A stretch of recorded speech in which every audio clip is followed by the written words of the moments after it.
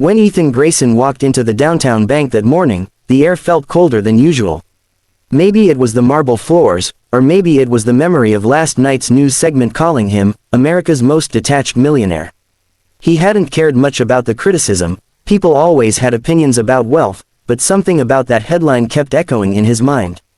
Detached, out of touch, they don't know me, he muttered under his breath as he joined the short line.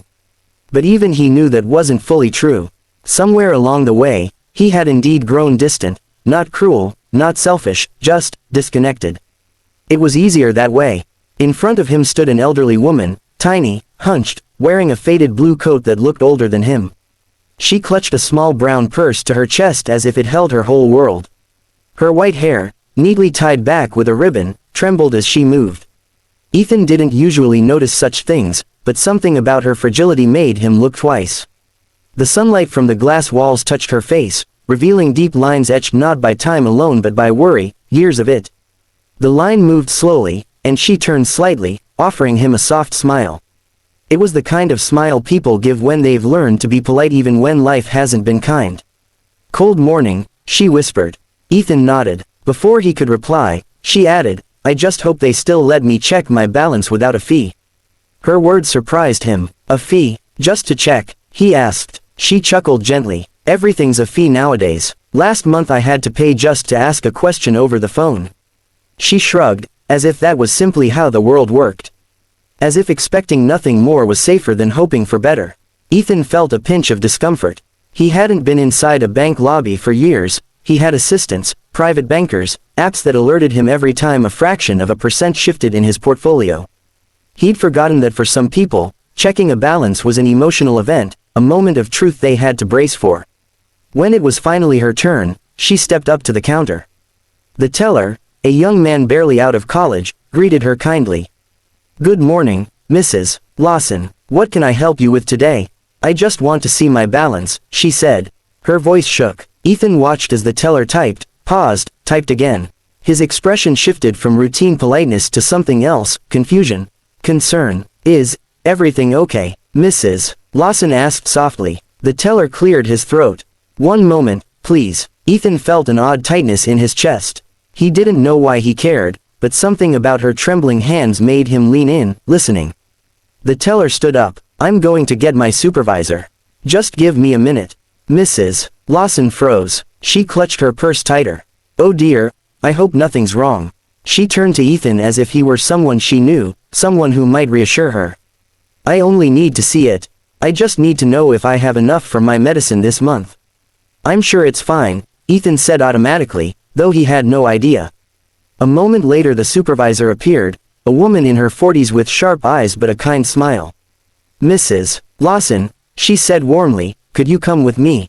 We just need to confirm something." Ethan expected the old woman to panic, but she simply nodded with the quiet resignation of someone used to being at life's mercy. As she followed the supervisor to a small office, Ethan watched the door close behind them. His turn came, but he didn't move. Something inside him whispered, "Stay." Minutes later, the door opened. The supervisor stepped out, scanning the lobby until her gaze landed on him.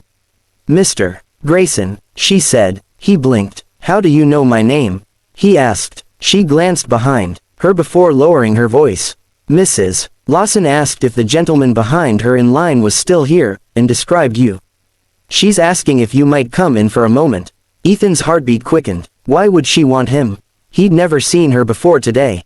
After a short hesitation, he followed the supervisor into the small glass office.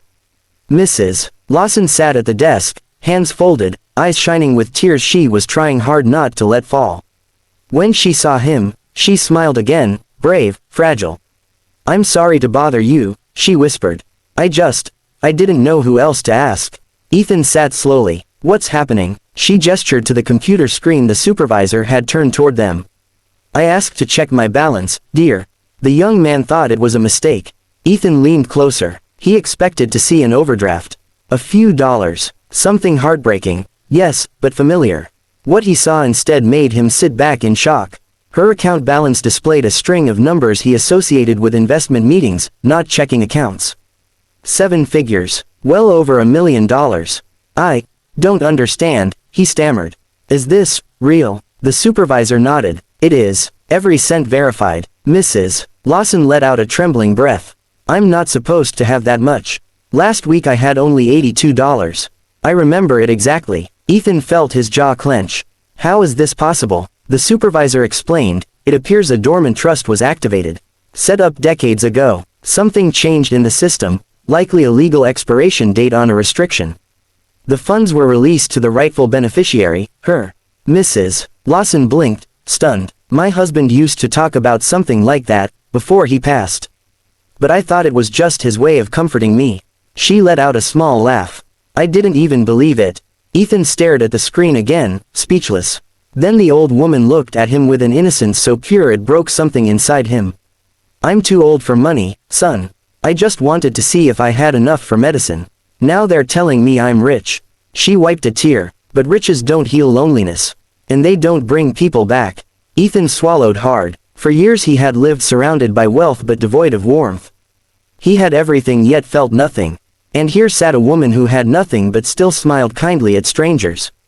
How do you feel? Ethan asked quietly. She took a deep breath. Grateful, confused, terrified, maybe. What do people even do with money like this? She chuckled again, softly. And why would God give it to someone so close to her last chapter? Something shifted in Ethan, something deep and unfamiliar. Maybe, he said, because someone like you would use it for something good. Her eyes softened. You think so? I do. She studied him for a long moment. What about you, dear? You look like someone who hasn't been asked how he feels in a long time. Ethan froze. The words hit him harder than he expected. I don't know, he admitted. Maybe I've forgotten. She reached across the table and patted his hand gently. Money can numb you. Sometimes it hides the parts of life that need the most healing. The supervisor quietly stepped out, leaving them alone. Mrs. Lawson sighed. All I ever wanted was to grow old with my husband, sit on our porch, and watch the maple tree change colors every fall. We never had much, but we loved deeply. She glanced at the screen again. What good is this fortune without someone to share it with? Ethan felt a lump in his throat. His own mansion was filled with everything except laughter. Except love. Do you have any family? He asked. No children. My husband and I, we lost the only baby we ever expected. Her voice cracked. We stopped trying after that. Ethan exhaled, shakily. He didn't know her, but suddenly he felt as though he did. She opened her purse and pulled out a crumpled grocery list and an empty prescription bottle. My only plans today were to buy bread and refill this. She laughed at the absurdity. Now they're telling me I could buy the whole pharmacy. Ethan stared at her, this fragile woman whose life had been built on scraps of hope, loss, perseverance, and he felt his chest tighten again. Not in discomfort this time, but in clarity. Mrs. Lawson, he said softly, what do you want to do with it? She paused. She closed her eyes. I want to help someone. Someone who needs a little kindness the way I did 1,000 times in my life. Tears welled in Ethan's eyes before he could stop them. Something inside him cracked, letting warmth rush through the cold spaces he'd ignored for years. What if I helped you? He asked. Help others, I mean. Properly. With structure. With reach. She tilted her head. Why would a young man like you help an old woman like me? He smiled faintly. Because today, you helped me remember I still have a heart. Her expression softened into something almost maternal. Oh, dear, that's the real wealth. Ethan stood. Come with me. Let's get lunch. We can talk about what you want to do, scholarships, shelters, medical support, anything. She hesitated. I'm just an old widow. And I'm just a man who forgot what kindness looked like until today. She laughed. A beautiful, trembling laugh. Well, in that case, lunch sounds lovely. He offered her his arm. She took it gently, as if afraid he might vanish. But together they walked out of the bank, an unlikely pair, a millionaire who needed purpose and a widow who finally had the means to spread the love she'd carried in her heart all her life. Outside, the wind was softer, warmer, or maybe Ethan felt something he hadn't felt in years, hope. Mrs. Lawson looked up at him. Do you think my husband would be proud? I think, Ethan said, he'd be amazed. And grateful. She smiled, eyes glistening. Then let's do something good, son. Something that lasts longer than money ever could. As they crossed the street, Ethan glanced at her, small, fragile, yet stronger than anyone he'd ever known. She hadn't asked for riches. She hadn't begged for help. All she wanted was to see her balance. But what she really found was someone who needed her just as much. And what Ethan found was the beginning of a life that finally felt full.